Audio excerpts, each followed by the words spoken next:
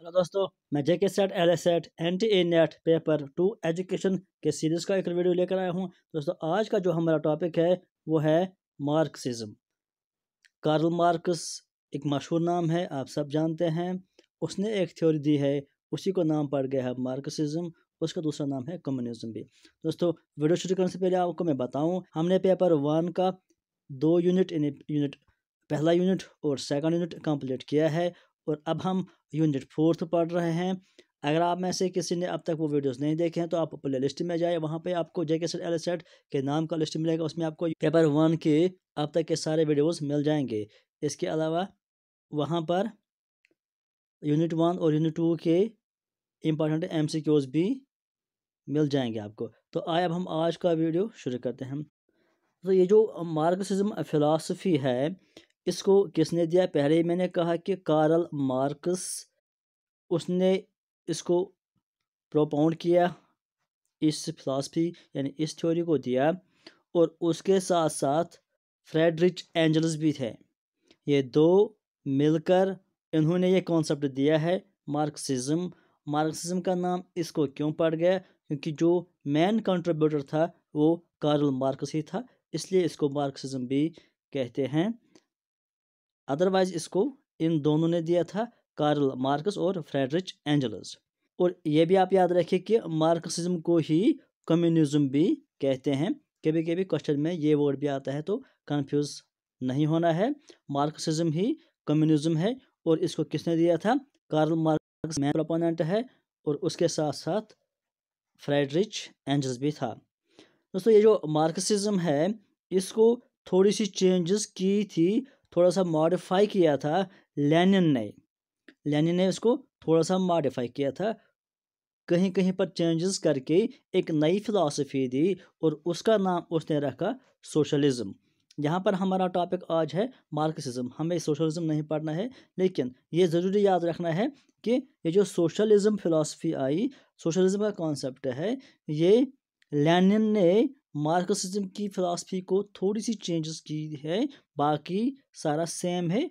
कहीं कहीं पर चेंजेस करके, थोड़ा सा मॉडिफाई करके लेनिन ने उसको सोशलिज्म नाम दिया है। अब यहाँ पर हम देखेंगे कि सोशलिज्म और मार्क्सिज्म में क्या फ़र्क है, या सोशलिज्म और कम्युनिज्म में क्या फ़र्क है, ये थोड़ा सा याद रखेंगे।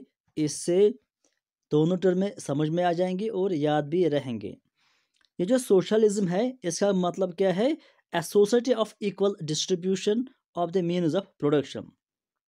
सोशलिज्म का मतलब है कि एक ऐसी सोसाइटी जिसमें हर एक के पास equal distribution of means of production, यानी जो भी रिसोर्सेज हैं हर एक के पास इक्वल डिस्ट्रीब्यूशन है, हर एक के पास इक्वल शेयर है। जो भी मेंबर है सोसाइटी में, हर एक के पास, मतलब जो भी ये रिसोर्सेज होते हैं, हर एक के पास सेम है। यानी किसी के पास ज़्यादा इनकम नहीं है, किसी के पास कम इनकम नहीं है, सबके पास सेम होना चाहिए। और जो भी जितना कमाता है, सारे लोग सेम कमाते हैं। और यही कॉन्सेप्ट है सोशलिज्म का। अब जो कम्युनिज्म का मतलब क्या है? कम्युनिज्म का मतलब है क्लासलेस सोसाइटी। दोस्तों, ये क्वेश्चन बहुत बार नेट में भी आया है कि कम्युनिज्म का मतलब क्या है और सोशलिज्म का मतलब क्या है। याद रखिए कि कम्युनिज्म का मतलब है क्लासलेस सोसाइटी, एक ऐसी सोसाइटी जिसमें कोई क्लास नहीं है, यानी कोई अपर क्लास का नहीं है, कोई लोअर क्लास का नहीं है। लेकिन सोशलिज्म का मतलब है कि हर एक के पास इक्वल डिस्ट्रीब्यूशन ऑफ प्रोडक्शन है, हर एक सेम पैसे कमाता है, हर एक के पास सेम जॉब है। सेम जॉब का मतलब कि हर एक के पास सेम इनकम है, सेम लेवल का जो उसके पास इनकम है, जो वो कमाता है, वो सेम लेवल का है। और कम्युनिज्म का मतलब है कि क्लासलेस सोसाइटी, यानी कोई अपर क्लास का नहीं है, कोई लोअर क्लास का नहीं है। अब जो जितना काम करेगा उसको उतना मिल जाएगा। ये जो सोशलिज्म और कम्युनिज्म है, इनमें थोड़ी सी डिफरेंसेस हैं। बाकी जो फंडामेंटल्स हैं, फंडामेंटल यानी जो बुनियादी इन फिलासफीज़ की है, वो सेम है। सोशलिज्म का भी मतलब है कि सोसाइटी इक्वल होनी चाहिए। कम्युनिज्म का भी मतलब है कि कोई अपर कास्ट का नहीं होना चाहिए, कोई लोअर का नहीं होना चाहिए, कोई अपर क्लास से बिलोंग नहीं करे, कोई किसी को अपर क्लास नहीं मानेंगे, किसी को लोअर क्लास नहीं मानेंगे, सबके पास सेम लेवल होना चाहिए। ये सोशल ये कम्युनिज्म का मतलब है, और सोशलिज्म का मतलब है कि हर एक के पास सेम प्रोडक्शन होगा। यानी जब हर कोई सेम पैसे कमाएगा, सेम चीज़ें प्रोड्यूस करेगा और सेम उसके पास इनकम होगी, तो वहाँ पर भी कोई अपर या कोई लोअर क्लास का फिर नहीं रहेगा। यानी कॉन्सेप्ट अगर देखेंगे तो सेम है, क्योंकि एक ही फिलॉसफी को थोड़ी सी चेंज करके अलग अलग नाम दिया है। अब यहाँ पर आपको याद रखना है कि जो कार्ल मार्क्स है, इसने एक और थ्योरी दी थी जिसका नाम उसने रखा कॉन्फ्लिक्ट थ्योरी। ये थ्योरी इंपॉर्टेंट है, बहुत बार इस पर भी क्वेश्चन आए हैं कि कॉन्फ्लिक्ट थ्योरी का मतलब क्या है। कॉन्सेप्ट आपको याद रखना है कि किस टर्म का, किस थ्योरी का मतलब, मीनिंग क्या है। कॉन्फ्लिक्ट थ्योरी का मतलब यह है कि जो कार्ल मार्क्स है, उसने कहा कि जो सोसाइटी होती है वहाँ पर हमेशा कॉन्फ्लिक्ट रहता है, इसलिए इसका नाम उसने दिया कॉन्फ्लिक्ट थ्योरी।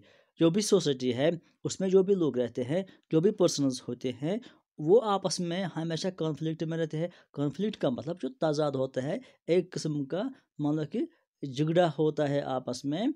उसने कहा कि सोसाइटी में ये हमेशा रहता है, आपस में झगड़ा यानी तजाद होता है। अब ये तजाद क्यों होता है, उसने कहा कि जो सोसाइटी है वहाँ पर जो रिसोर्सेज है वो लिमिटेड है।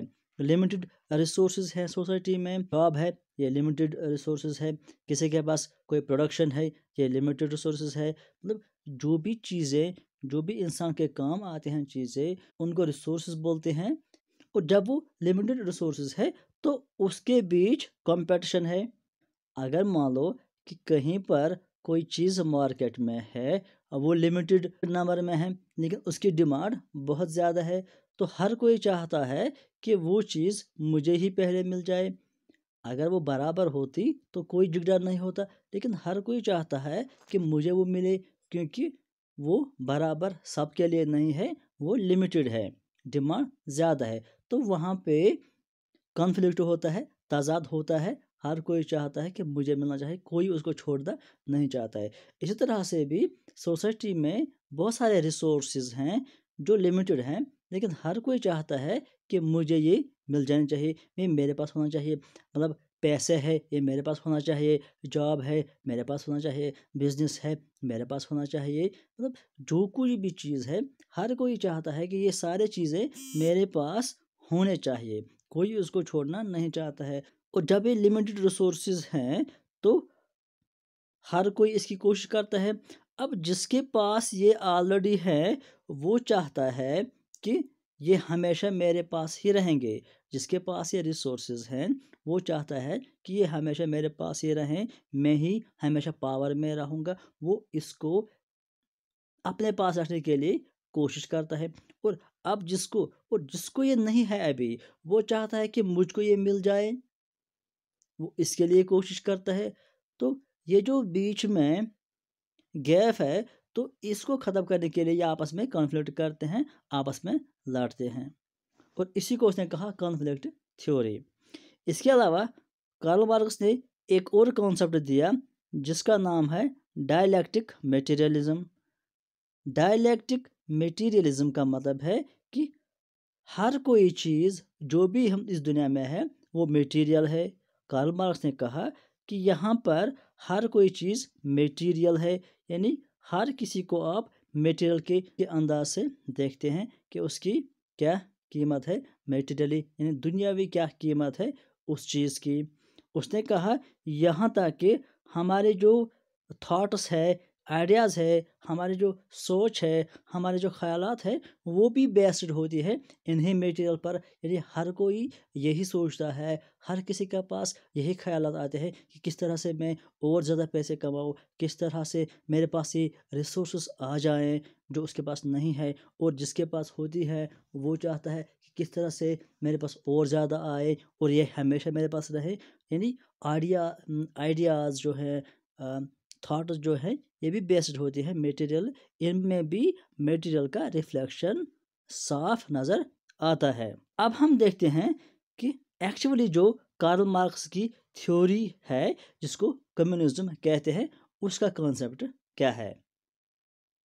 तो कार्ल मार्क्स जो है उसने जो ये मार्क्सिज्म थ्योरी दी है या कम्युनिज्म जिसको हम कहते हैं, उसने कहा कि सोसाइटी में दो तरह के लोग होते हैं, या हम कहेंगे कि सोसाइटी दो क्लासों में डिवाइड की गई है। एक उसने कहा कि प्रोलिटरेट, जिसको उसने कहा कि ये लेबर क्लास है, और दूसरा है बर्गियोसिस, जिसको उसने कहा कि अपर क्लास। ये दो क्लास हैं सोसाइटी में अकॉर्डिंग टू कार्ल मार्क्स। याद रखिए ये टर्म्स, प्रोलिटरेट यानी लेबर क्लास, बर्गियोसिस यानी अपर क्लास। उसने कहा कि ये जो लेबर क्लास है या प्रोलिटरेट क्लास है, ये काम करते हैं फॉर बर्गियोसिस यानी अपर क्लास के लिए। लोअर क्लास के लोग अपर क्लास के लोगों के लिए काम करते हैं। क्यों काम करते हैं? ताकि उनको दो वक्त की रोटी मिल जाए। ये जो अपर क्लास के लोग होते हैं, इनके पास पैसे होता है, इनके पास रिसोर्सेज होते हैं, वो काम करवाते हैं लोअर लोगों के पास ना तो इनकम होता है, ना तो उनके पास कोई सोर्स होता है। वो काम करते हैं अपर क्लास लोगों के लिए ताकि उन लोअर क्लास को दो वक्त की रोटी मिल जाए। लेकिन ये जो अपर क्लास हैं, ये क्या करते हैं? ये एक्सप्लॉइट करते हैं, यानी ये उन पर तशद्दुद करते हैं, यानी उनसे काम तो बहुत ज़्यादा करवाते हैं लेकिन पैसे बहुत कम देते हैं। यानी हमेशा उनको एक तरह से हम कहेंगे कि जुल्म करते हैं। अपर क्लास वाले हमेशा लोअर क्लास वालों को बहुत ज़्यादा काम करवाते हैं, पैसे कम देते हैं, तो उनको उन पर बहुत ज़्यादा जुल्म करते हैं। और इसके अलावा ये जो अपर क्लास होते हैं, इनके पास हर तरह की फैसिलिटी होती है, एन्जॉइंग द मैक्सिमम फैसिलिटीज़। हर तरह की फैसिलिटी उनके पास होती है। लेकिन ये जो लेबर क्लास होता है, इनके पास दो वक्त की रोटी नहीं होती है, तो फैसिलिटी कहाँ पे होगी? वो हमेशा सफ़र करते हैं अपनी लाइफ में। और उसने कहा कि इसी वजह से इस सोसाइटी में वार शुरू हो जाता है, एक लड़ाई हो जाती है, एक जंग शुरू हो जाती है इन दो क्लास के बीच में। उसका नाम उसने दिया क्लास वार। क्लास वार का मतलब कि जो वार होता है, जो जंग होता है बिटवीन लेबर क्लास और between upper class, labour class और अपर क्लास के दरमियान जो ये जंग होती है, उसको क्या बोलते हैं? क्लास वार। और उसने कहा कि ये जंग तब तक चालू रहती है, तब तक जारी रहती है, जब तक ये पावर या हुकूमत उन लोगों के हाथों में आती है जो कि लोअर क्लास होते हैं। और जब ये पावर उन लोगों के हाथ में आता है जो लोअर क्लास होते हैं, उसको बोलते हैं हम रेवोल्यूशन। रेवोल्यूशन का मतलब कि इनकलाब तब आता है जब वो जंग जीत लेते हैं, उनके पास अथॉरिटी आती है, उनके पास ये सोर्सेज आ जाते हैं, उनके पास ये सारा चीज़ें आ जाती हैं।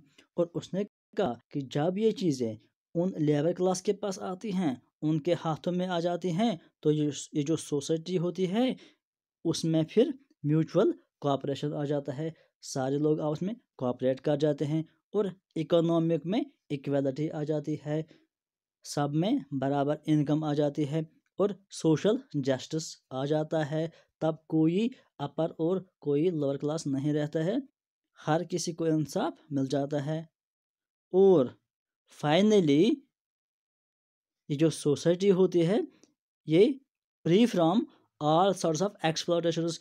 फिर कोई किसी को जुल्म या एक्सप्लॉयट नहीं करता, क्योंकि जब लोअर क्लास के पास भी सोर्स आ जाते हैं, उनके पास भी इनकम आती हैं, तो वो अपर क्लास के तहत कोई काम करने पर मजबूर नहीं है। तो जब वो वहाँ पे काम करने नहीं जाएंगे, तो उनको वो एक्सप्लॉयट नहीं करेंगे, उन पर वो तशद्दुद नहीं करेंगे, तो सोसाइटी में इंसाफ आ जाता है, सोसाइटी में इक्वलिटी आ जाती है और हर कोई अच्छे से अपनी लाइफ गुजारेगा। ये कॉन्सेप्ट है मार्क्सिज्म का, और यही कॉन्सेप्ट उसने दिया था कम्युनिज्म में कि सोसाइटी को किस तरह से हम इंसाफ दिलाएं, किस तरह से हम सोसाइटी को बेहतर बनाएंगे, किस तरह से सोसाइटी में ये लड़ाई, ये कॉन्फ्लिक्ट ख़त्म हो जाए। यही बेसिक कॉन्सेप्ट था मार्क्सिज्म का। तो इसके बाद जो नेक्स्ट हमारा कॉन्सेप्ट है वो है एग्जिस्टेंशलिज्म। दोस्तों इसको हम पढ़ेंगे अगले वीडियो में। आज के लिए फिलहाल इतना ही। Thank you.